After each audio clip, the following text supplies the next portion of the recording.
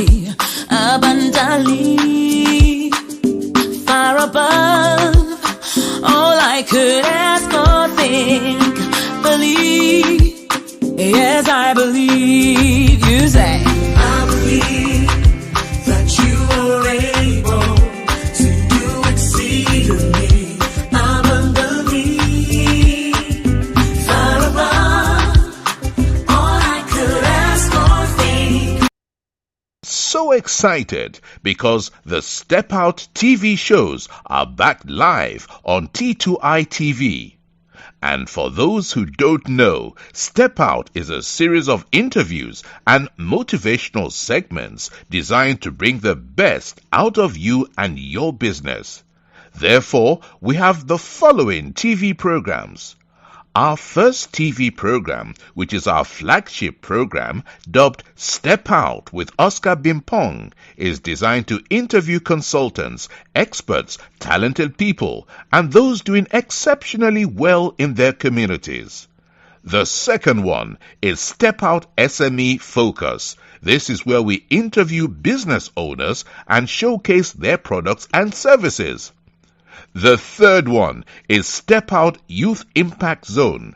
This is where we interview young people succeeding against all odds to serve as an inspiration to other young people.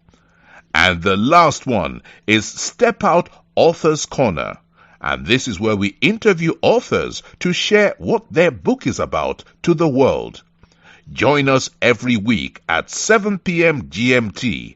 Like T2I TV on Facebook and subscribe to the YouTube channel. To advertise or for further information, do WhatsApp +44 759 1152 983 or +233 55 580 3924 or email info@traintoinspire.com. T2I TV. We engage, educate, enlighten, and empower. It's another Saturday, and this is Oscar Bimpong, your regular host for the Step Out shows. And tonight is Step Out with Oscar Bimpong. And as we always bring to you every Saturday, that is 7 p.m. GMT, 8 p.m. UK time, and 3 p.m. USA Eastern time.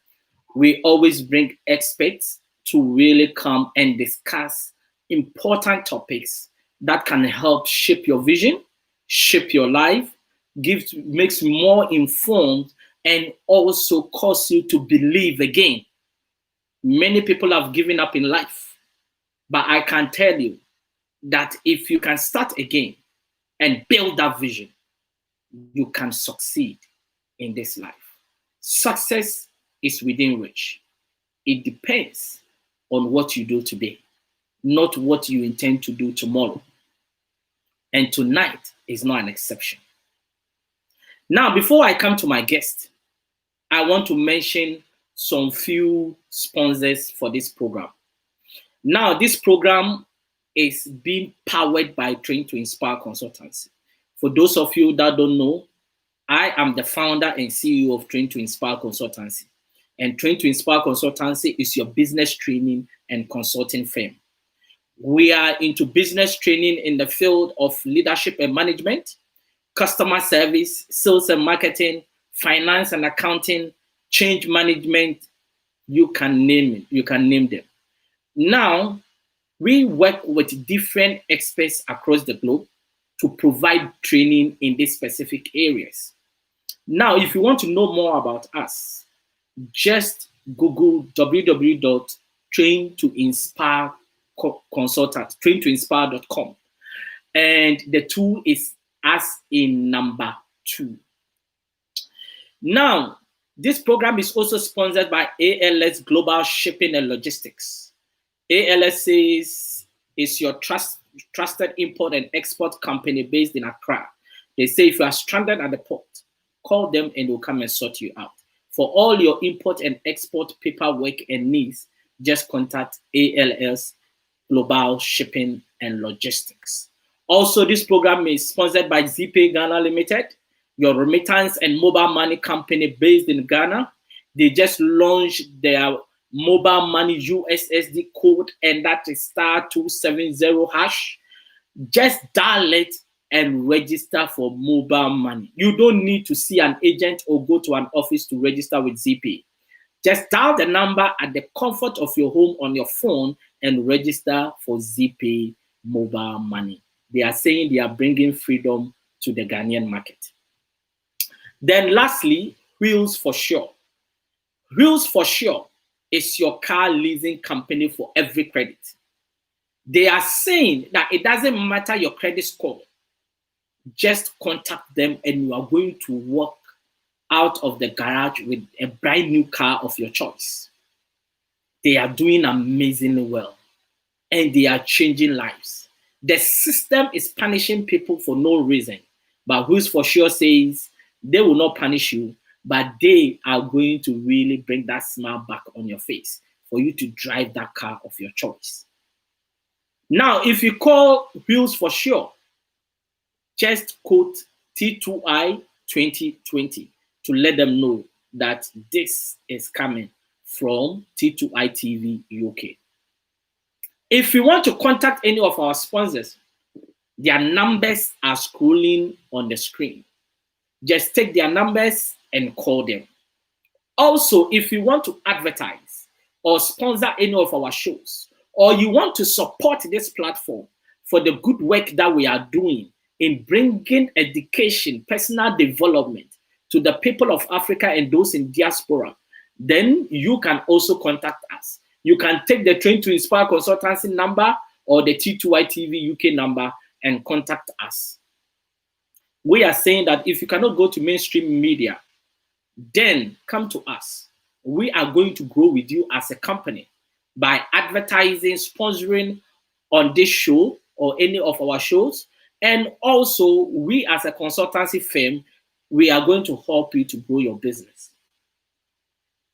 Now, let me go straight to business, why we are here.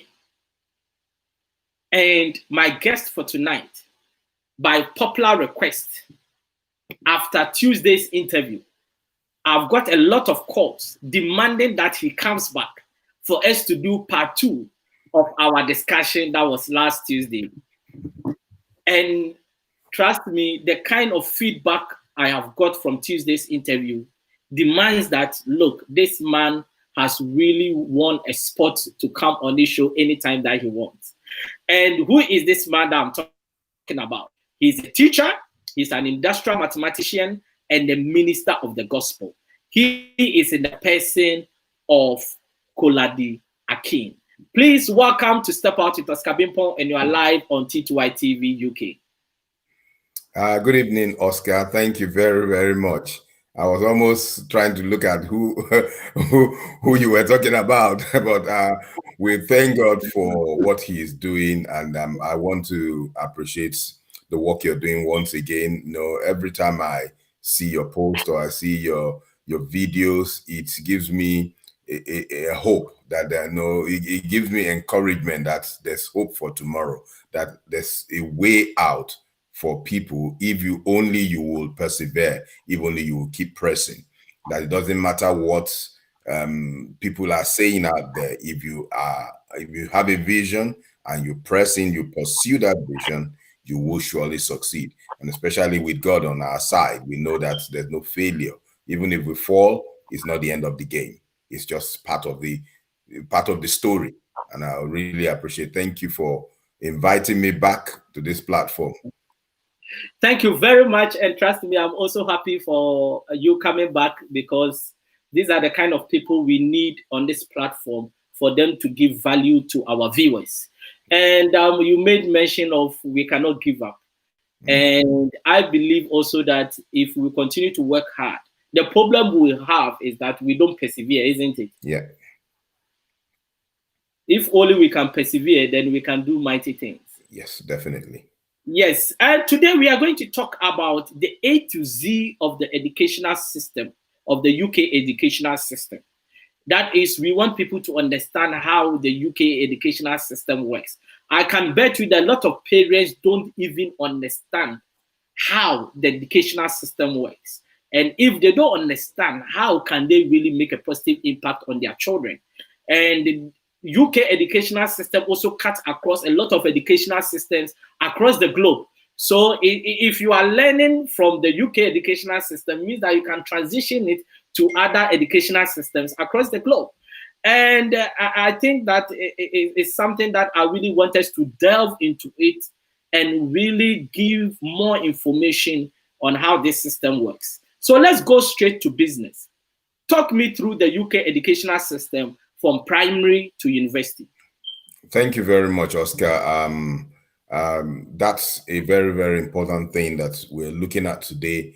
And it's really, really important for people to understand what the system is about, especially to parents in the UK. A lot of people only understand that I'm sending my child to school and that's the end of the story. They don't know why they're sending their children to those schools or what is in the system. And because of that, they can't provide the support that children really need. So in the United Kingdom, the educational system is in 4 parts. I will say it that way. And the 4 parts, you've got the primary part of it, you've got the secondary, you've got the further education, and the higher education. So you've got 4 parts in terms of education in the United Kingdom. Now, the first part, which I mentioned, which is the primary school, runs from age 5 possibly to age 11. Now, from age 5 to 11, you're expected to be in the primary school. Now, from 11 all the way to 16, you're expected to be in secondary school. And in the United Kingdom, the system is that it's based on your age. I'm from a system where you can be, if your parents are wealthy enough and they push you enough, by age 9, you could be in secondary school.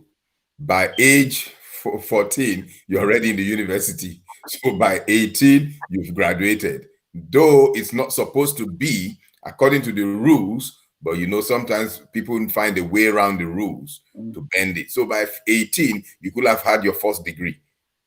And by 2021, you already have a master's degree, if you know the way around that system. But in the United Kingdom, it's based on your age. So those ages, so it doesn't matter how brilliant you are. If you're brilliant, there's a way around it. You can go and do some courses there. You can do some other things. But in terms of the standard system of the system, you need to go through those ages. So by age 14 to 16, by age 16, you're expected to have finished secondary school. And then you can now go for your A levels, or you can go to college, which is your further education, which can take a number of years, where you're going either to do some professional courses, or you're intending to go into the university, or you want to do some apprenticeship. So you got further education, which in some sense might be the A level, which is 2 years, or B Tech, which we're going to look at later. And then you have the higher education, where you go into the university, or you go into somewhere where you're going to do a further thing beyond what you do at the age of 16. So that one normally takes place after age 18. Then you go in for those courses. So that's just a brief summary of the educational system in the United Kingdom. And those things are standard. So it's not something you can bend somehow, because it's a set thing that is expected that everybody will go through, as long as you're going through the educational system in the United Kingdom. Yep. But the primary and secondary education in the United Kingdom is compulsory. Yeah. Now, what happens if your child decides to drop out? Okay. Thank you for that question. That's why I said we were going to go into it. You see, when we talk about the aspect of it being compulsory, the first 2 stages are compulsory. You need to go to primary and secondary school. But there's a caveat. There's something else that is allowed in the United Kingdom, and it's the fact that you can do a private, you can privately school your child. So you can do what we call homeschooling. So your child does not necessarily need to go into a school. You can do it at home. Now, if you're going to do it at home, that means there's a discussion between you and the council you need to inform them officially that I'm going to homeschool my child. Now, when you say you're going to homeschool your child, that means you're saying that you're going to provide a curriculum. Maybe you're going to follow the government curriculum, or you've looked for a curriculum somewhere that you're going to put in place for your child. In that case, that means the government has a way. Maybe that means it's going to involve somehow maybe the social workers or even somebody from the educational board trying to look at what you're actually providing for that child, because the child is supposed to have a level of education to that till they get to 16. So if you're saying that from age 5 to 16, which is about 11 years, I'm not going to allow my child to go to a mainstream school, that means you are going to provide an education for that child. But that education is going to be scrutinized. So you might be having a visit to your home to find out what are the things that you're providing for that child. What are you providing to stimulate the child? So it's not just that you're putting the child in front of the computer from morning to night. Do they have time to play? Do they have interaction with other kids? What about the social aspect? So that's why people who homeschool, they normally do it in groups. So you might have about 3-4 families that comes together and say, we're going to homeschool our children. And what they do in that case is that they link up. So maybe one parent is good in the sciences, one is good in this. So they network to be able to provide all the necessary things, because the dad and the mom might not necessarily be able to provide everything that that child requires. So, and that's it. So it's important. So if somebody's not going to get the child to go through that system, then you need to provide a curriculum. There must be a curriculum in place so that if they come into your house, you need to be able to provide. These are the books we're using. These are the work the child is doing. This is the curriculum we're doing. And this is the exam they're going to sit. Some people decide not to sit, which we are going to discuss later. So they go into something a bit different. So, but if your child is not going to school, it's not just a holiday that you keep flying all over the place with your child. Today you're in Spain, tomorrow you're in Italy, and then the child is not going to school. No, you will definitely have a visit from the social worker, because they want to be sure that that child is being provided for mentally, educationally, and health-wise. Yeah. So the parents that homeschool their children, yeah, do they need to have a level of certification?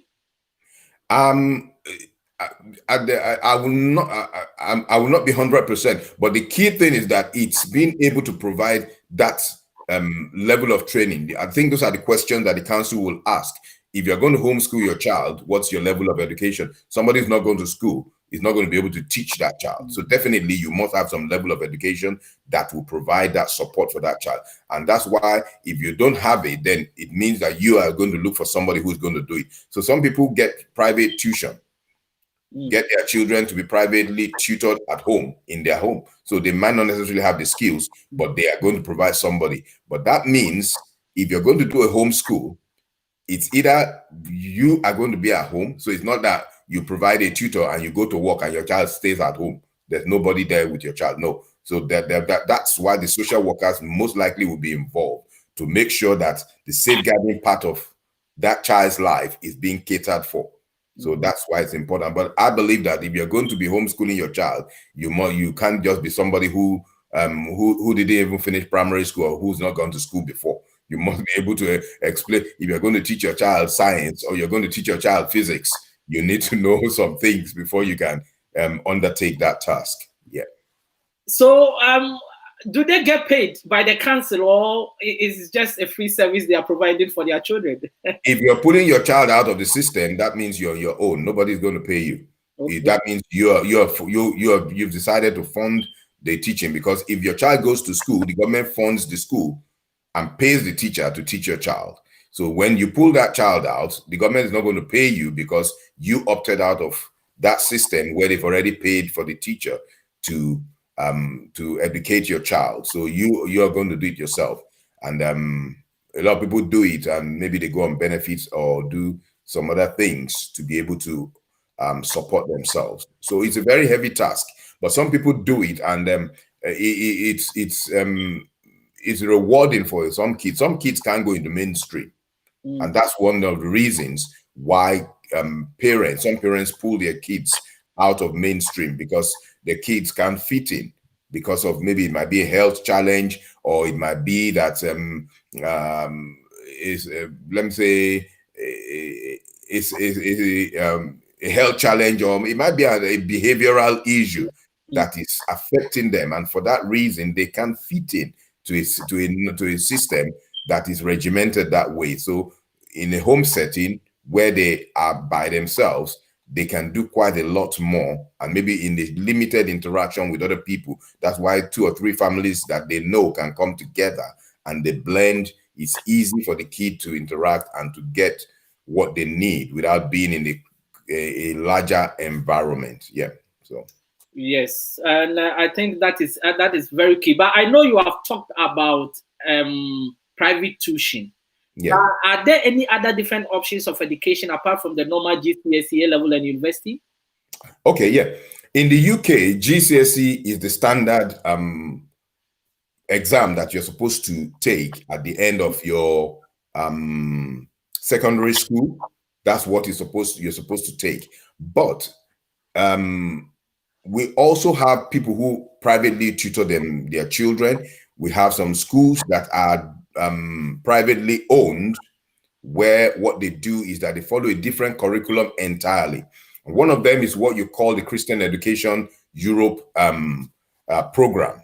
It's a homeschooling program. It's called the Christian Education Europe Homeschooling Initiative. It's in the UK here, and what the idea is that they follow what you call the accelerated Christian education curriculum. That program follows the template is to have a biblical worldview. So the things like in biology, where they teach evolution, they don't teach evolution. They teach the creation story to kids, that this is where we came from. We were not here 5 million years ago. We didn't come from apes and all the other stuff. So they make it a point of duty to teach from that perspective, and they teach science from that angle. So that's one of the things. So you have some of them. That's one. But there are various other curriculum that people use. Like some families in the US who have who homeschool their kids also have a different curriculum that they use, which is not Christian based, but they have something totally different. So they train their kids and they use that. But the major one in the UK is the GCSE curriculum. So if somebody wants to go through a different route, yes, you are allowed to do that. The key thing is that if you intend getting into the system, for example, you want to go into to a university, or you want to get a job or things like that, you need to make sure whatever educational standard you're following, or curriculum you're following, is something that is accredited, something that when you present it is going to be in line with the GCSE standard, or maybe the A-level standard, or any other level, maybe the primary school one. You make sure it's been accredited by the government of the United Kingdom before you embark on using such a curriculum. Yeah. Are there any difference between the private state schools and the grammar schools? Yes, there is. And I'll quickly look at private schools are what you started by individuals. So for example, Oscar wakes up tomorrow and just feels, listen, I've got about 50 million, and what can I do? Let me start a school. You apply for that. Maybe you got a building somewhere, you inherited a building somewhere in central London that can house a school. You can decide, yeah, I want to start a school. You go through the due diligence and you decide to start the school. And in that case, because you're providing something for the school, so privately owned ones is people who they charge fees. So they don't necessarily need to follow the national curriculum. They can choose a different curriculum, like what we said some few minutes ago with regard to the Accelerated Christian Education Initiative. That one, you can follow a different curriculum. But the key thing is that they are still subject to government inspections and to check about their quality and compliance to standard laws, to the things that governs education in the country. So even though you're following a different academic what do you call it, examination board or things like that, they will still come in from time to time, like they check every other school to make sure your safeguarding is in place, to make sure you're teaching curriculum that stimulates the kids, that is going to improve them, and to see that there's progress, to see that things are in place. You know, sometimes, especially when you have a place, and where this really comes up really is in religious settings, where somebody says, I'm a Muslim, we want to have a school that is just exclusively for Muslims or for Christians or for Hindu or things like that. So in those cases, they could be privately owned and the government has no say in terms of how they run those schools. But what they know is that they must check that they are doing things properly. So that's in terms of private. The state schools are solely funded by the government. They follow the national curriculum. They're still also subject to inspection. But key thing here is that they are non-selective. And I explained that in a few minutes. They are non-selective, that is, they admit students based on strict government regulations, which includes, you know, things like catchment. You must be living within a certain area close to the school. They give you priority. If you've got a sibling in that school, they give you a priority. And then if it's a faith school, they give you a priority if you belong to that faith. So those are things that they put in place in those in that area, but it's not really academically based. So it's not based on your academic achievement that you get into those schools. So that's the state schools. But the final one is the grammar schools. The grammar schools are schools that have a slant. What they do is they select you based on your academic achievement. So they always look for what they call, in quote, the best academically achieving students to come into their school.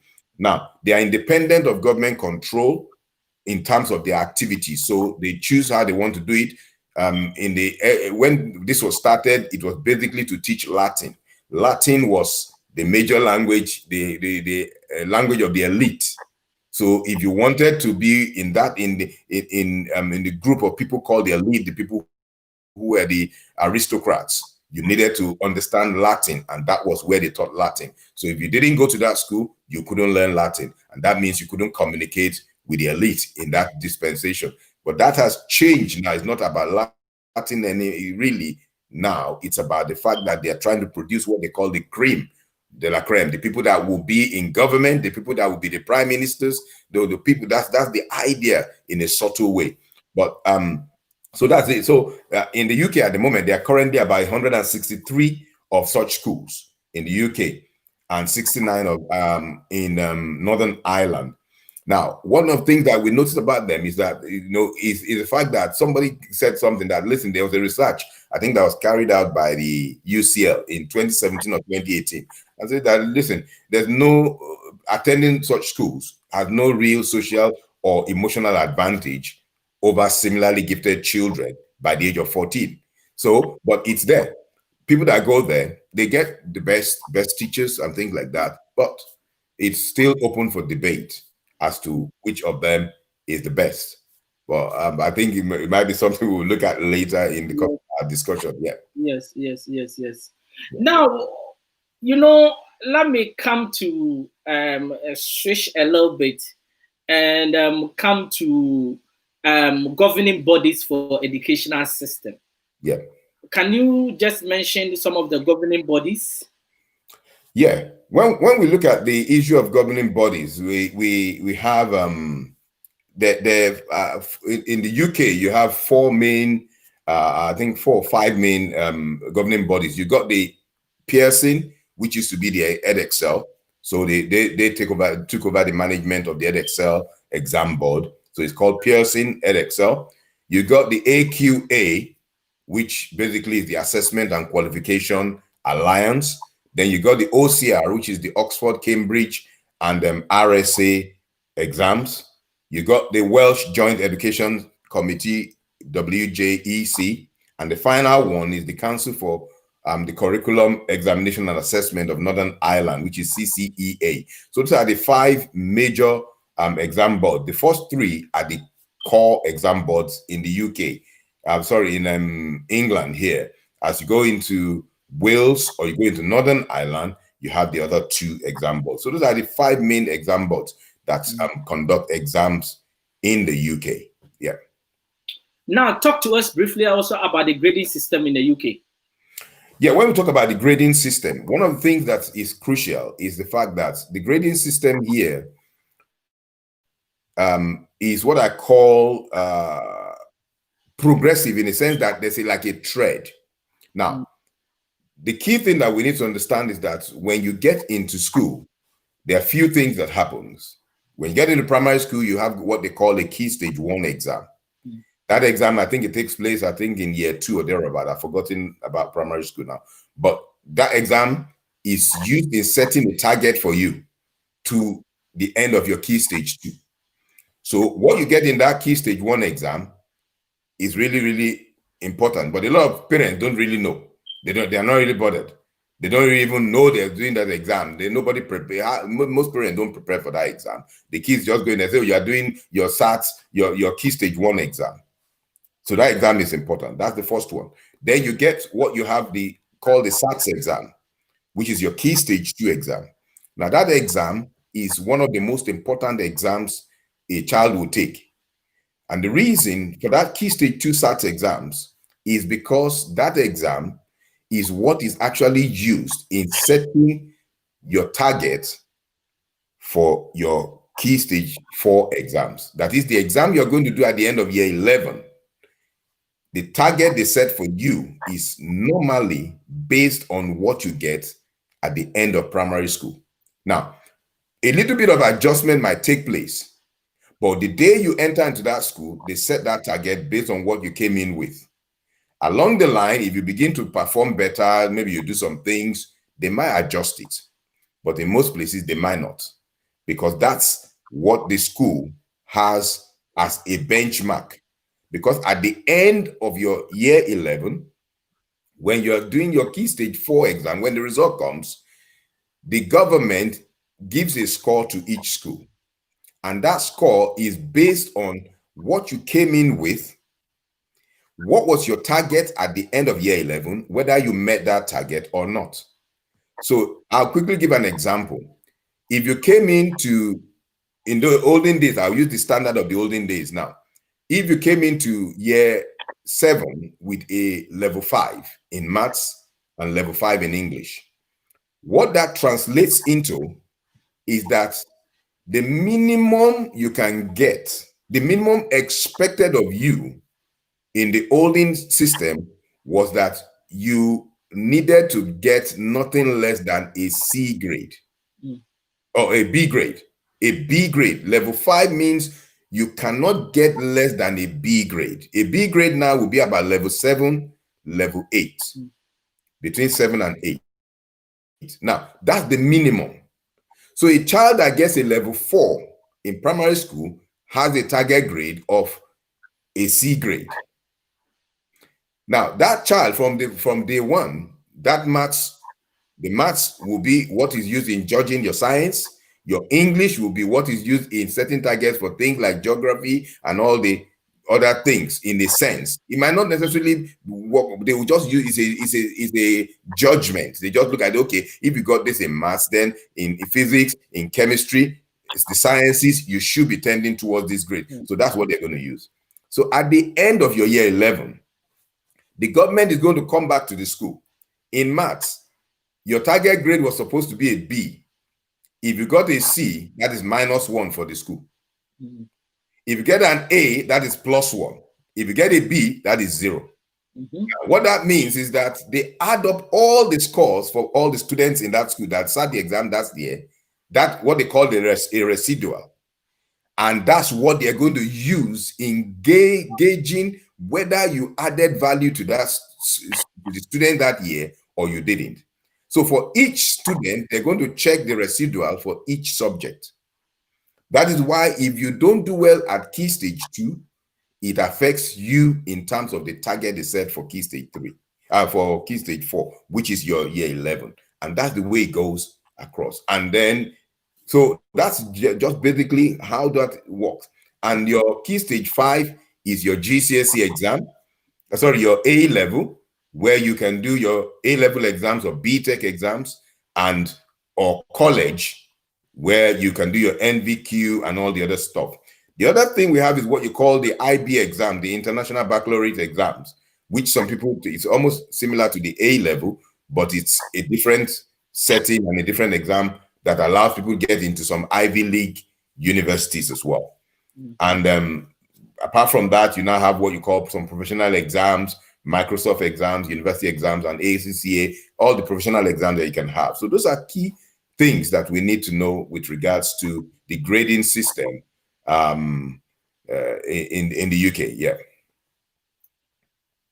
I think we need to talk about also some of the exams that they need to write, isn't it? Yeah. In their entire life, from primary school to the university level, if you can really educate us on that. Yeah. Yeah, I think I touched a bit on it. The Key Stage 1 exam, Key Stage 2. There used to be a Key Stage 3, which was the exam you take at year 9. That's been scrapped now. So once you do your exam in primary school, the next major exam is your GCSE O level.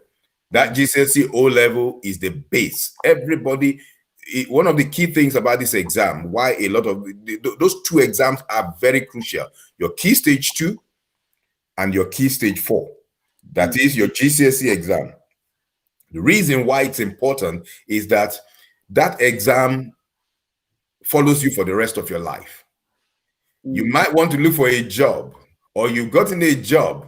I've known people, my wife had a colleague some years ago, while my wife was working in a particular field in healthcare. And the lady she'd been working there for several years, vastly experienced. If you're talking about experience, 15, 20 years experience in that field. And then she saw that people were coming in, they will come in after 2 years, they've gone for training, they become nurses. This one will come, training, go for nurses, become a nurse. So she said, what's this? She approached the boss. Please, I want to go on this course. They said, yeah, don't worry, we're going to sponsor you, we're going to pay, and we're going to give you a day release, things like that. Went there to get the admission. When she got there, they looked at her result. She did not have a GCSE maths. She didn't pass maths.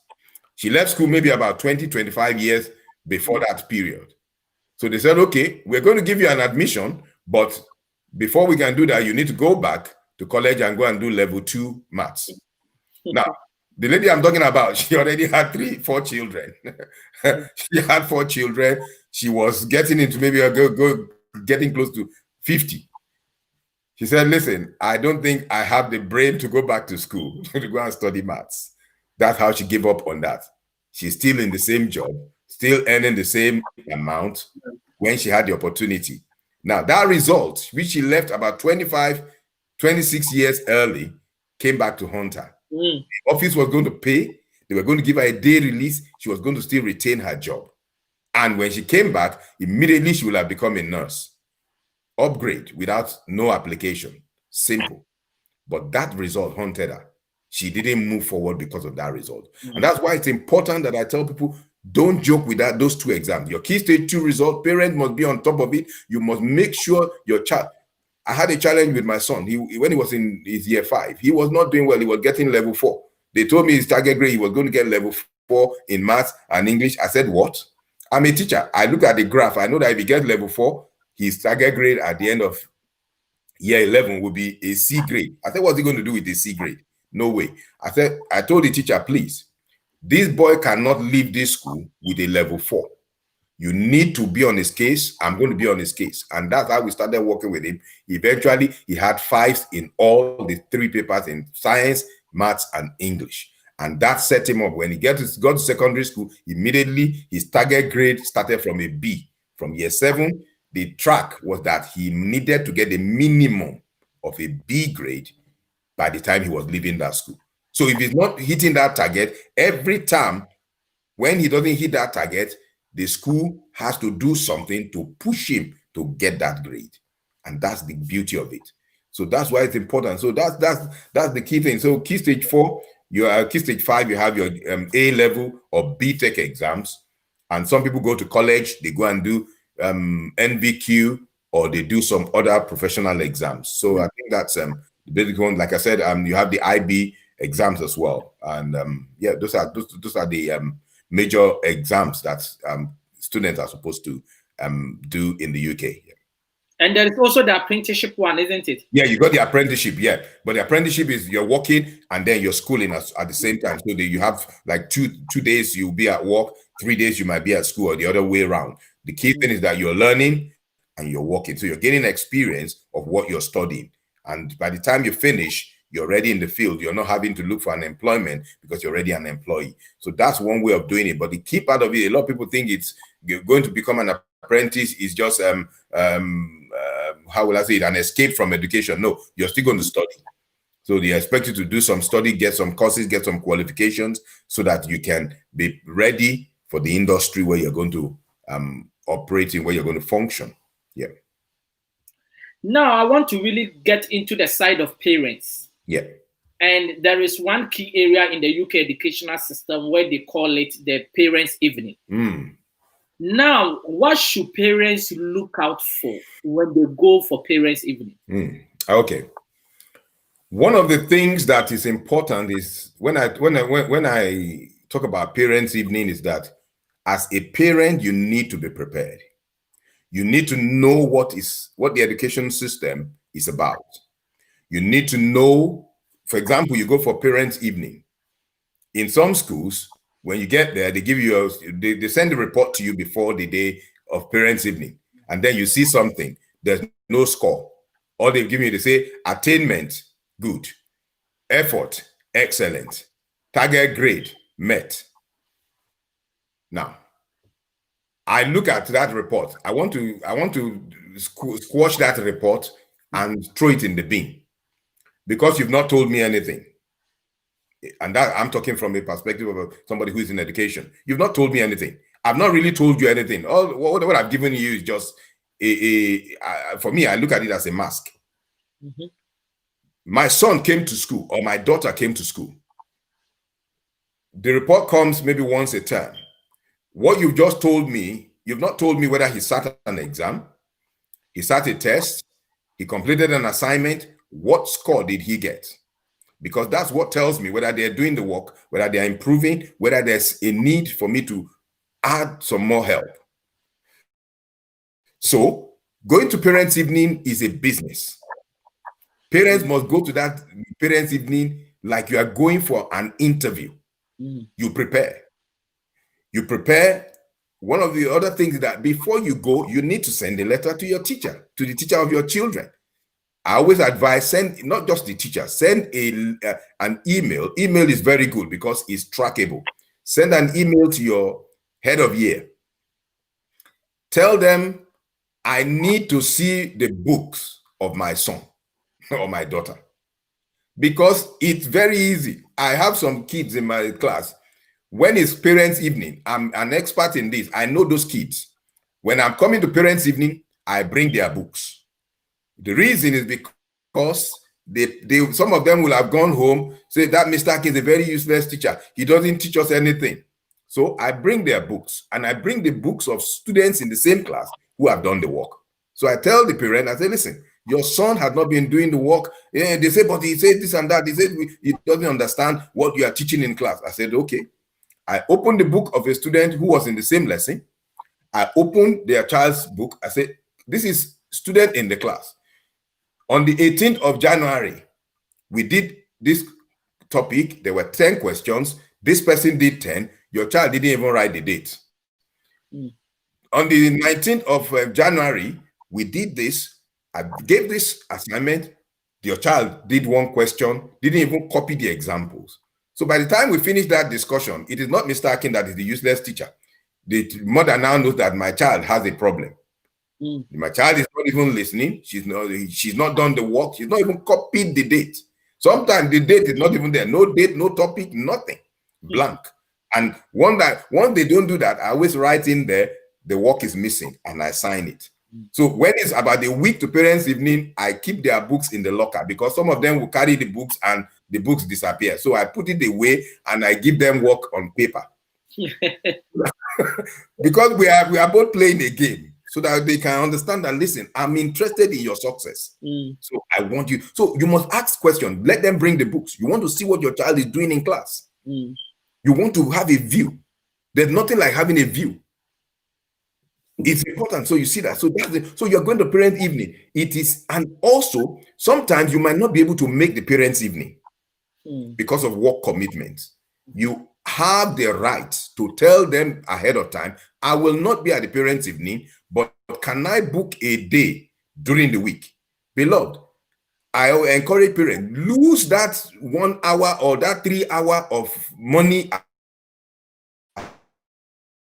at work to be in questions. You can come in the morning. They do what they call a round robin in most schools. If a parent is coming, says, please, I need the view of all the teachers with regards to my teacher, my son or my daughter, anything, please write it.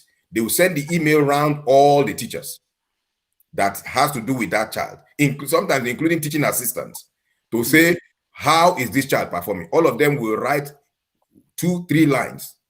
So when you come for the meeting with the head of year, that report will be there. Your child will be there. The report will be there. So this one will now be able to have a one-to-one discussion. What happened? You've been sent out 5 times. You've been sent out twice. You were late on everything is plain. So the child there's nothing to deny because it's in black and white.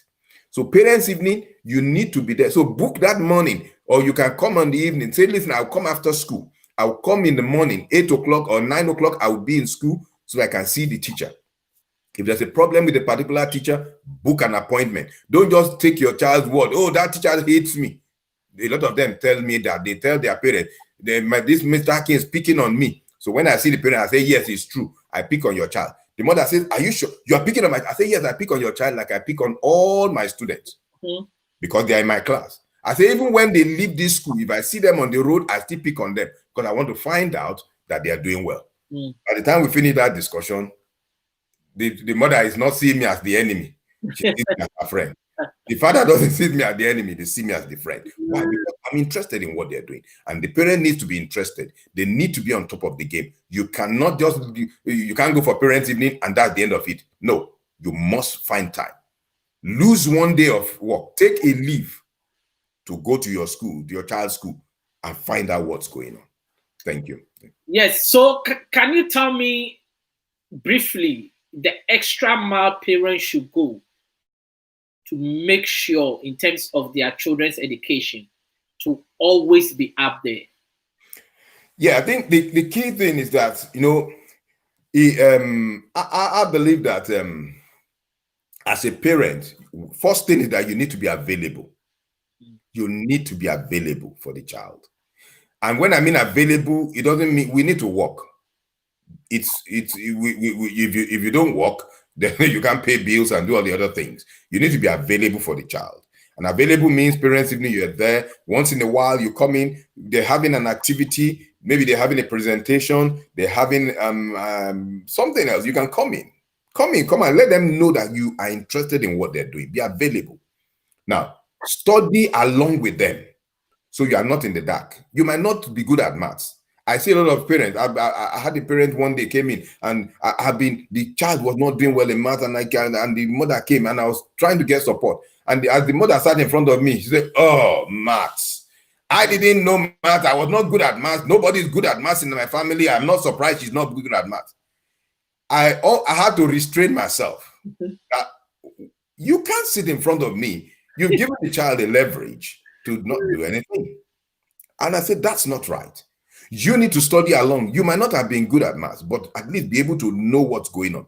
Be able to find out you've done your homework. Be able to check on the internet that the homework has been done. Be able to do like some of the software we have today. When we send the software, when we send the app to the parent, to the child, we give the parents the login details. So when I go for parents' evening, if there's an app, if there's an app that we use in school, when we are going for that parents' evening, I print a fresh copy of their login details and everything, and I hand it to each parent. I say, listen, you can log in at work to find out whether they are doing their homework. The kids hate me sometimes for this. They say, why did you go and do that? I say, yes, it's because I love you. I care about you. I want you to pass. That's why I've done that. So you know that you're now, if I give you homework and you don't do it, mommy can know at work.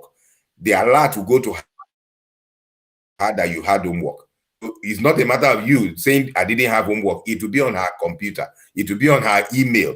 She will know. A text will be sent to her or your dad. That's the key thing. So they need to be there. Other thing, do research about what they are doing. Be informed. Don't be in the dark. Let them know you are working hand in hand with the school and are supportive of the teacher. A lot of parents no give their children leverage to mess around in school because they say, oh, I had a bad experience with teachers when I was in school. So teachers are enemies, and they give their children that understanding. So children will say, I'm going to call my dad. I'm going to bring my mom. I've had a situation like that. Parents came in one day, father and the mother, they came in and they said, yeah, we had you were doing this to my son. I sat down, I was looking at it. After they had done all the ranting, I said, listen, I have 2 children in this school. So I'm both a parent and a teacher. When I said that, the 2 of them sat up very well because I said, so I can talk to you as a parent and I can talk to you as a teacher. So what your son is saying is not correct. There's no way I'm going to do that because I don't expect anybody to do what he said to my own child. Neither will I do it to your child. Your child has not followed the instruction. This is what your child has done. This is what your child has done. This is what, and we had to, that was the end of the matter because I was able to get them to understand and listen, the teacher is not there as your enemy. He's there to help your child. Support. So they must see that you're working hand in hand with the teacher to ensure their success. Yeah. Now, this is a very important question, and I think we are running out of time. So if we can be a bit brief on that. And that is, my child is expelled from a school. What are the rights as a parent? Okay. Now, I'll quickly go. Expulsion does not come one day, most of the time, except your child has done something seriously grievous. For example, a child comes to school with an air gun. We've had that. I've had that in the school. One of the schools where I work, a child came with an air gun and shots an air gun in school automatically, or went to go for the fire extinguisher and set up the alarm in the whole school. Those are extreme cases. In those cases, there's nothing. The rules are there. You can't appeal that because it's a set thing that you are not supposed to do that. Now, but most expulsions don't take place immediately. There's a history. There are things that have happened over time. Now, when those things have started, you as a parent need to do something before it gets to the point where the school says, now we are fed up. It's time for you to go. Because they will have done several consultations, they will have done several meetings with you before it gets to the point where they exclude your child. So it's important. Be involved in the discipline of your child from day one and let the school see that listen, I don't take nonsense. I tell my kids, listen, if your child calls me, your teacher calls me to say that you were talking or you were misbehaving in class, I'm going to first of all side with the teacher. We will discuss the rest at home. But in front of the teacher, I'm not going to support you. The first thing is that you need to be disciplined. You shouldn't be in a position where you were involved in something that is not right. So it's important that we get that right. Now, the thing is that let your child understand you have given the school the right to apply discipline and you expect them to behave properly. Now, if your child is suspended or expelled, seek an audience with the school and get the facts of the case. If you are not satisfied, follow the appeal process. If that does not work right, seek legal advice. Don't just leave it there and say they've expelled your child. That's the end. No, seek legal advice. Let them look at it legally. And if there's a need for a redress, a proper one, go through that process. But don't just leave it and say they've expelled my child. That's the end of it. No. Don't accept the decision by the school without challenging it. Now, if the expulsion is justified, look for the next step. This is important. Don't allow your child to be shipped to a PRU where they call all those they call it different names. Don't let your child end up there, because many that end up in those places don't get back into the educational system properly. It's supposed to be good, but the reality is that most kids don't want to go there. They don't want to be in school. So they will do things that will get them there. And once they get in there, they are not behaving properly. A lot of things happen in there, which is a discussion we'll have maybe one of these days about what happens in place when your child is expelled. So make sure you find a way. It's either you are going to get a private tutor, it's either you're going to do something, find a way around it. Don't let your child end up in the system where they will be influenced to get into crime and all the other funny things. Yeah. Wow. It's been an amazing discussion, and I think we have been able to touch base in totality what the UK educational system is all about, and I've really enjoyed the discussion. But before we go, let me just do some mentions of our sponsors. This program is sponsored by Twin to Inspire Consultancy. That is T2I TV UK is backed or powered by Twin to Inspire Consultancy. And for all who don't know, I am the CEO and founder of Twin to Inspire. We are a business training and consulting firm in business management and leadership, customer service training, sales and marketing, and all business training in different aspects of business. And you can just find us on www.traintoinspire.com. The 2 is as in number 2.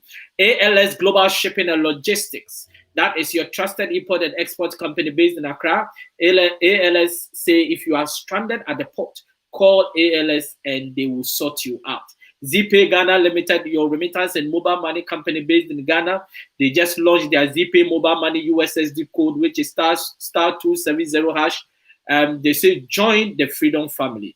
That is, they are bringing freedom to the Ghanaian people in relation to mobile money. Then lastly, Wheels for Sure. Wheels for Sure is your car leasing for every credit. Wheels for Sure says it doesn't matter your credit. You can drive out of the garage with a brand new car of your choice. Please quote T2I 2020 when you call Wheels for Sure. And if you want to contact any of our sponsors or any of the companies that advertise on this show, just take their numbers. They are scrolling on the screen. Also, if you want to advertise with us or sponsor any of our TV programs, you are more than welcome to do so.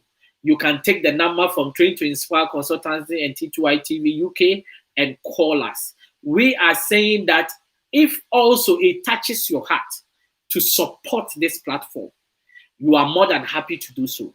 Because we want to grow this platform, and to grow this platform, we need a lot of resources.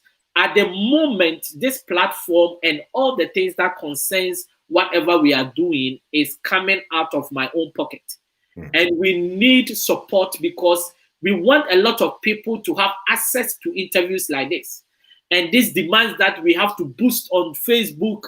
We have to, this platform is even being paid for on a monthly basis. And there is a lot that goes into it.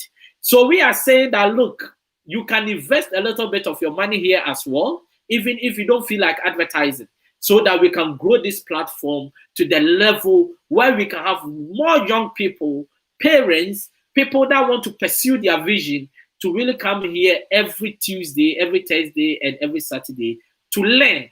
And trust me, we have left the discussions of the African people to other people to really tell our stories. It is time for us to tell our own stories. Next Tuesday, I've got a young lady who is a medical student and is also teaching a lot of young people how they can get into medical school. And she is coming to talk about the prospects in education and how you can use an education to break through in life. Because she is doing a lot with her life and she wants to share her story with other young people. These are the stories we are trying to share. And we can only do so with the support of each and everyone that has been watching us. And trust me, if you are watching us for the first time, like our page and subscribe to our YouTube channel. Also share this to a lot of people so that they can have access to very educated interviews like this. I always say this, that whether you go to Nigeria, whether you go to Ghana, Gambia, Sierra Leone, it's hardly you will find educative programs like this. All our programs are either politics, entertainment, and sports, to the detriment of education that can shape our lives and help the young people to grow. Yeah. Personal development of the young people of Africa has been neglected, and such educative programs can help in their personal development. Yeah. So we are saying that let us grow together, let us build a powerful hub.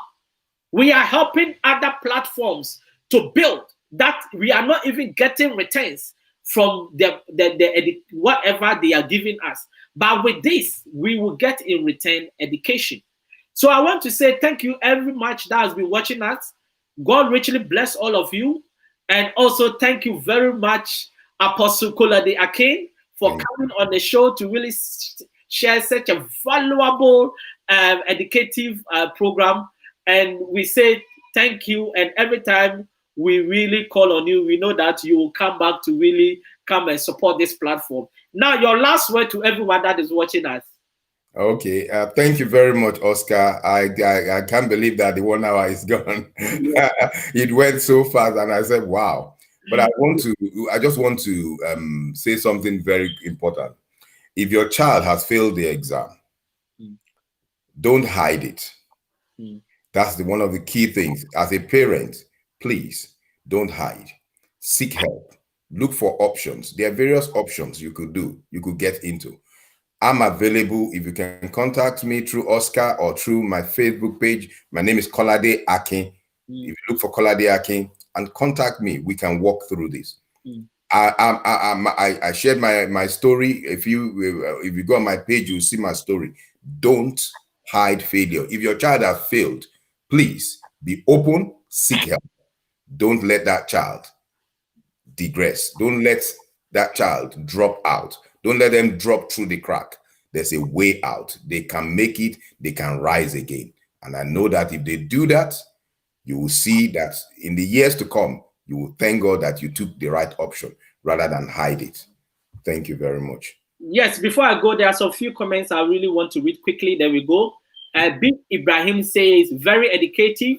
And he also says, I will get you to link me up with your guest.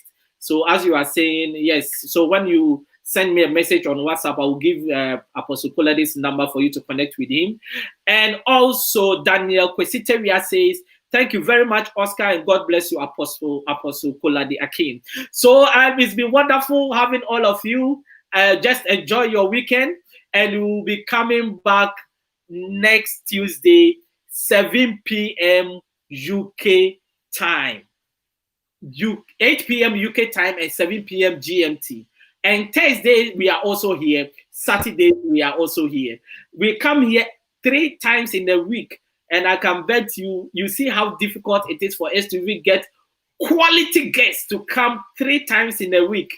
And this is the hard work we are putting into. So we want to grow this platform, be part of a success story. Sit down one day and say, in 10 years' time, when we have got 10 million people following this platform, you will say that I was part of this when we started.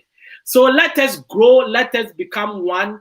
If somebody is doing something that you love what they are doing, be part of the story, share the story, invest your resources. When we say resources is not only about money. Resources can be time, it can be your knowledge, it can also be your money. So let us engage in things that can bring Africa up in terms of where we want to be.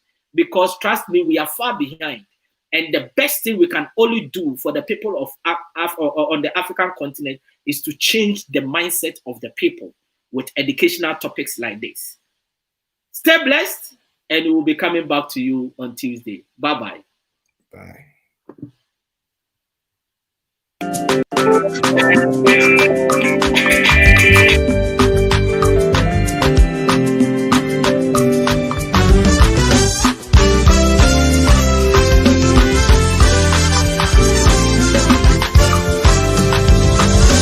I believe that you are able to do exceedingly abundantly, far above all I could ask or think. Believe, yes, I believe. You say, I believe that you are able to do exceedingly abundantly, far above all I could ask or think. So excited because the Step Out TV shows are back live on T2I TV. And for those who don't know, Step Out is a series of interviews and motivational segments designed to bring the best out of you and your business. Therefore, we have the following TV programs: Our first TV program, which is our flagship program, dubbed Step Out with Oscar Bimpong, is designed to interview consultants, experts, talented people, and those doing exceptionally well in their communities. The second one is Step Out SME Focus. This is where we interview business owners and showcase their products and services. The third one is Step Out Youth Impact Zone. This is where we interview young people succeeding against all odds to serve as an inspiration to other young people. And the last one is Step Out Authors Corner. And this is where we interview authors to share what their book is about to the world. Join us every week at 7 p.m. GMT. Like T2I TV on Facebook and subscribe to the YouTube channel. To advertise or for further information, do WhatsApp +44 759 1152 983 or +233 55 580 3924 or email info@traintoinspire.com. T2I TV. We engage, educate, enlighten, and empower.